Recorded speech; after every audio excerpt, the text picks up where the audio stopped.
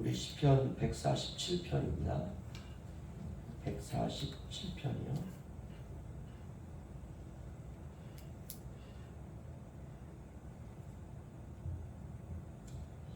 12절부터 19절까지 보겠습니다. 12절로 19절이요. 조한식 기도하겠습니다. 예루살렘아 여호와를 찬송할지어다. 시온아 내 하나님을 찬송할지어다. 그가 내 밑정을 견고히 하시고 내 가운데 있는 너희 자녀들에게 복을 주셨으며 내 경내를 평안하게 하시고 아름다운 밀로 너를 배불리시며 그의 명령을 땅에 보내시니 그의 말씀이 속히 달리는도다. 눈을 양털같이 내리시며 서리를 재같이 흩으시며 누가 울떡 부스러기같이 부시시나니 누가 능히 그의 추위를 감당하리요. 그의 말씀을 보내사 그것들을 녹이시고 바람을 불게 하신즉 물이 흐르는도다. 그가 그의 말씀을 야곱에게 보이시며 그의 윤례와 규례를 이스라엘에게 보이시는도다. 아멘. 말씀을 보내시는 하나님이라는 제목으로 함께 은혜를 받기를 원합니다. 어제 점심 식사 후에 커피 믹스를 한 잔을 마셨습니다. 커피 믹스를 사실은 안 먹으려고 많이 노력을 하는데요. 또 이렇게 먹고 싶을 때가 있어요. 한 잔을 마셨는데 이제 차를 타고 오는데 벼랑간 어금니가 오른쪽 어금니 아래가 시큰시큰한 거예요. 느낌을 아시는 분들은 그게 얼마나 이렇게 좀 불편하고 아마 그럴 텐데요. 제가 지금까지 살아오면서 처음 느끼는 그 아주 이상한 기분이었습니다. 기분이 좋지도 않고 계속 신경이 쓰이고 좀 있다 또 시큰거리고 또 시큰거리고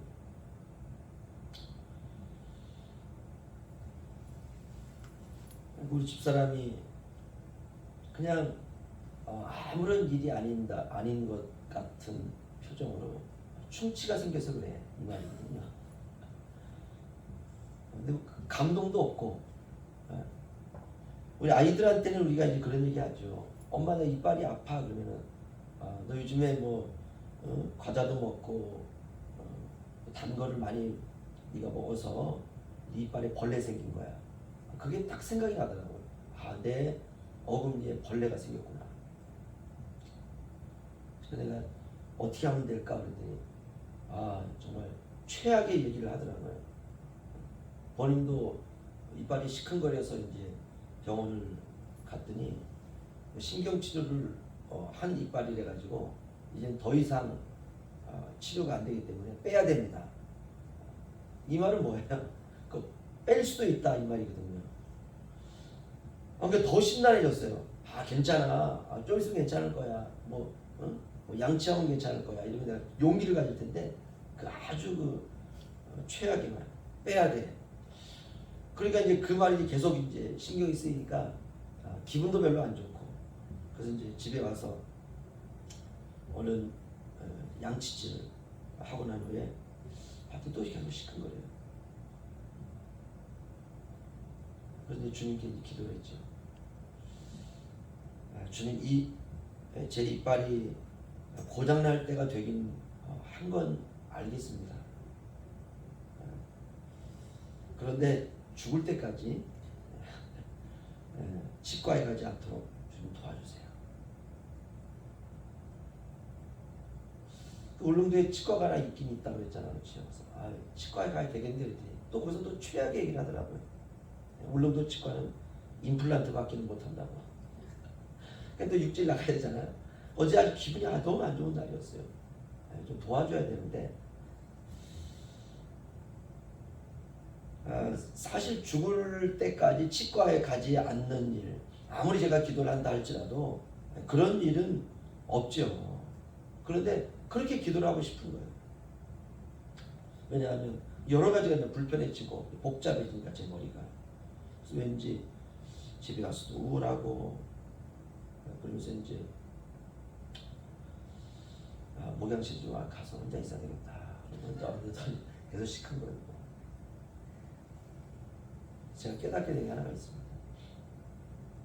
누구에게나 넘어설 수 없는 한계가 있구나. 이런 게 인생에 다가오기 시작을 하는 거예요.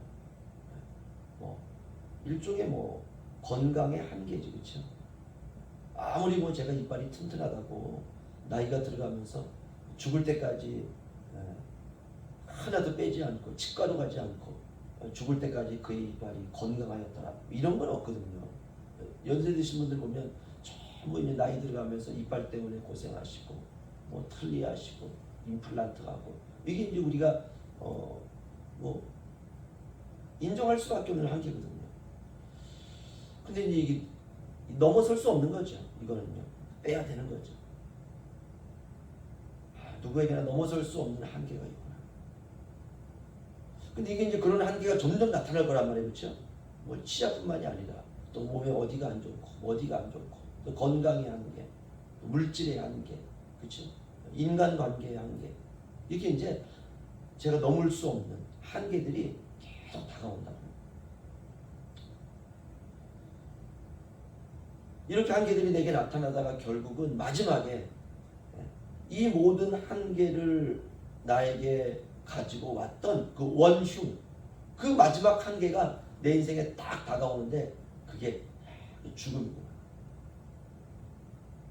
죄로 말미암아 사망이 오고, 사망으로 말미암아 우리 모든 인생이 점점 노쇠가는 건 아닌 거죠. 마지막 제가 맞닥뜨려야 되는 마지막 그 한계, 죽음, 거기까지 생각을 하게 됐어요. 그러다 우리는 죽음 속을 들어가서 마지막 그 죽음이라고 하는 옷을 찢어버리고, 그리고 부활로 이제 우리가 천국으로 입성하는 것 아닙니까?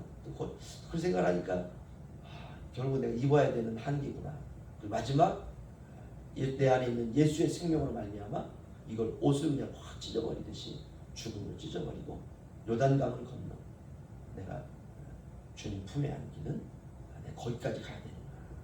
이게 생각을 하니까 이거 어차피 부딪힐 것들이거든요. 그 부딪힐 것이라면 당연히 부딪혀야 되는구나.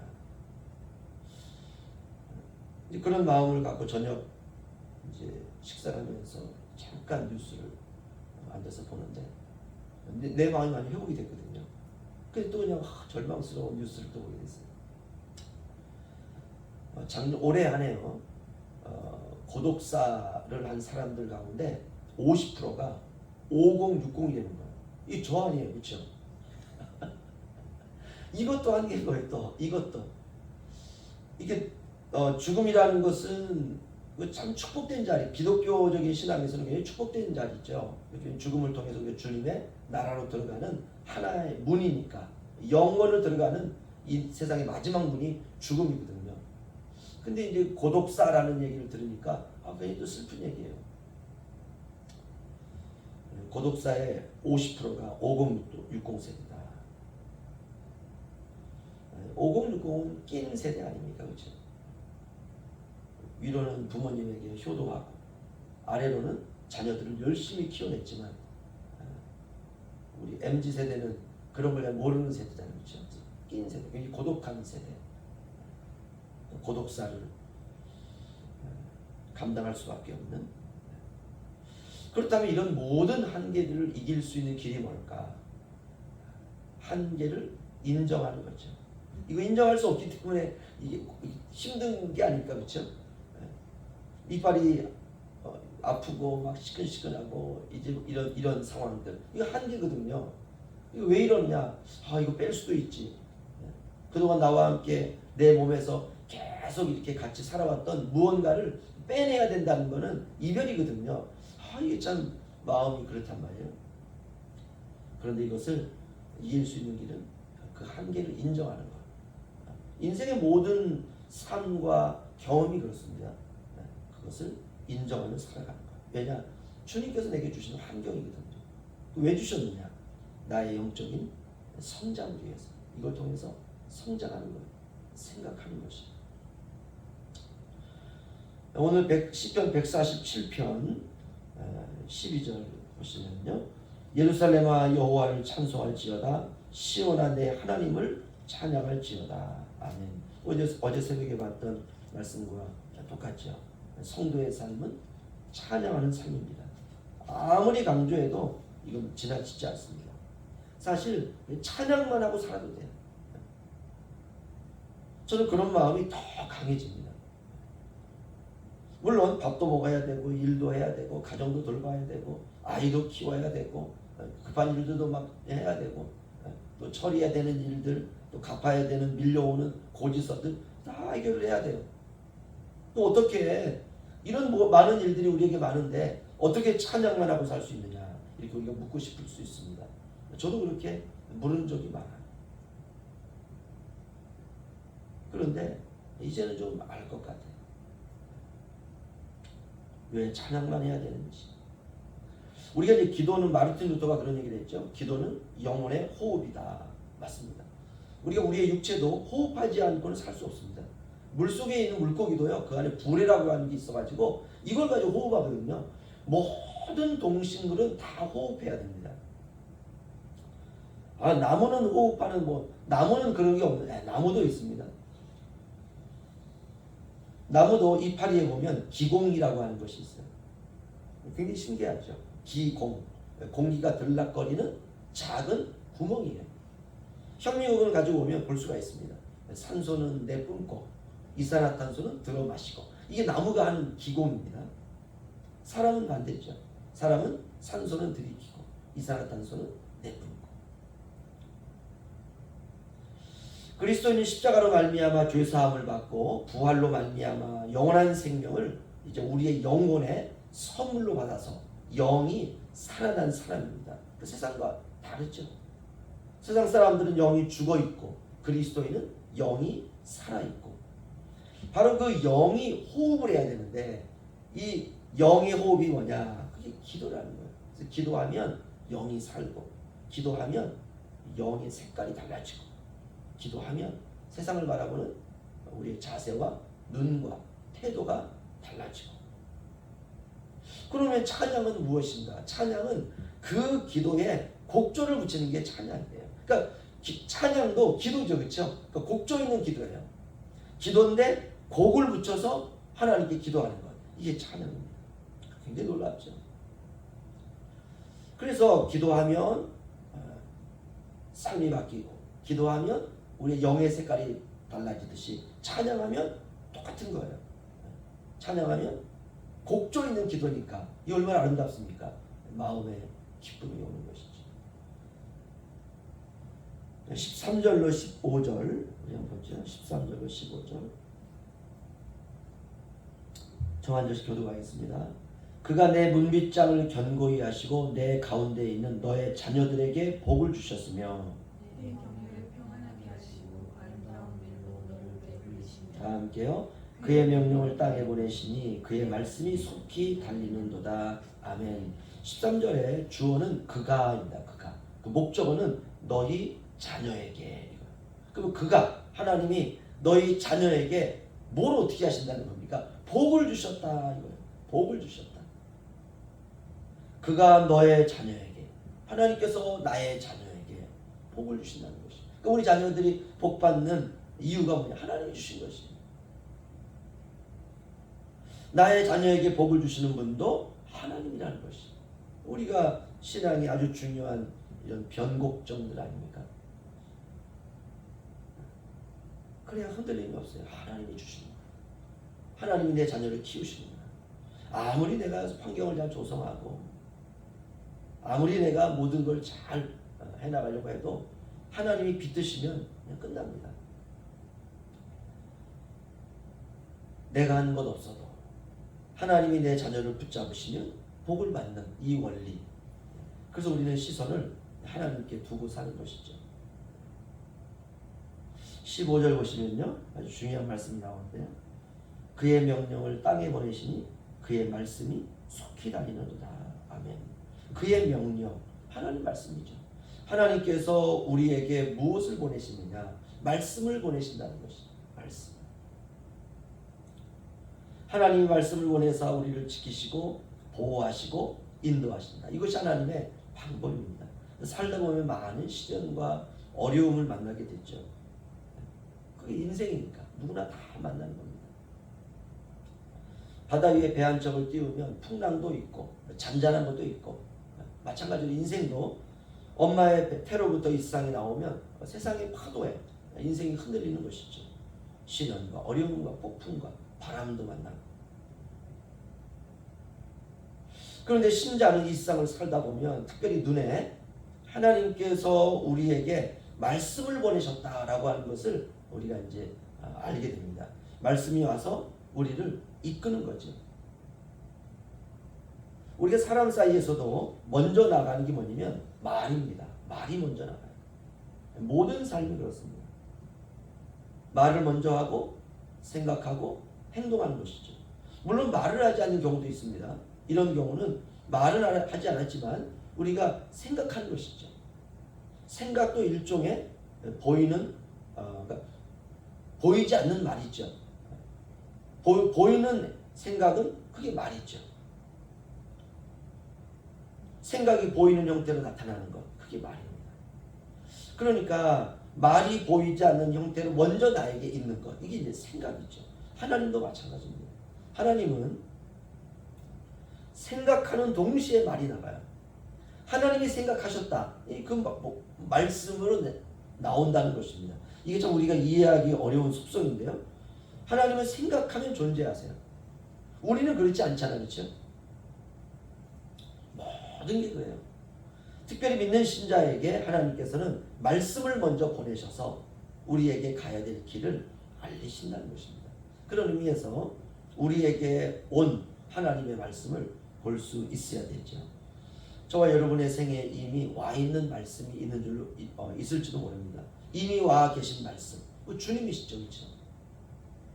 우리가 그 부분에 우리의 눈이 열리면 철저하게 주님께서 우리를 이끄시는 대로, 하나님 때로는 시련의 말씀을 보내실 수도 있고 고통의 말씀을 보낼 수도 있고, 우리가 아픔을 통해서 주님 앞에 기도하는 그런 말씀을 또 보낼 수도 있고, 하나님 말씀이시죠.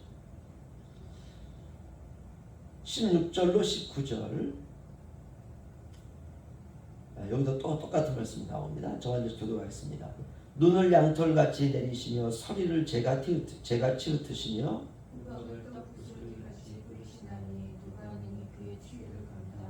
그의 말씀을 보내사 그것들을 녹이시고 바람을 불게 하신즉 물이 흐르는도다.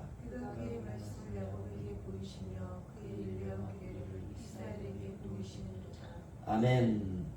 그의 말씀을 야곱에게 보내시. 야곱은 저와 여러분입니다. 하나님의 백성. 그의 율례와 규례를 이스라엘에게 보내십니다. 하나님의 백성, 똑같은 말입니다. 하나님께서 그의 말씀을 저와 여러분의 인생에 보내셔서 행하신다는 것이죠. 눈을 양털같이 내리시고, 하나님이 그의 말씀을 보내셔서 그 내린 눈을 녹게 하신다는 거예요. 우리가 지금까지 눈이 내리면 뭐 그냥 녹겠지라고 생각했는데, 하나님 말씀을 보내서 그 눈들을 다 녹게 하시고, 하나님이 말씀을 보내서 바람도 부르게 하시고, 하나님이 말씀을 보내서 물도 흐르게 하시고, 와, 대단 놀랍죠. 다 하나님이 보내신 말씀의 증거입니다. 그래서 우리는 이제 말씀대로 살다가 천국 가는 것이죠.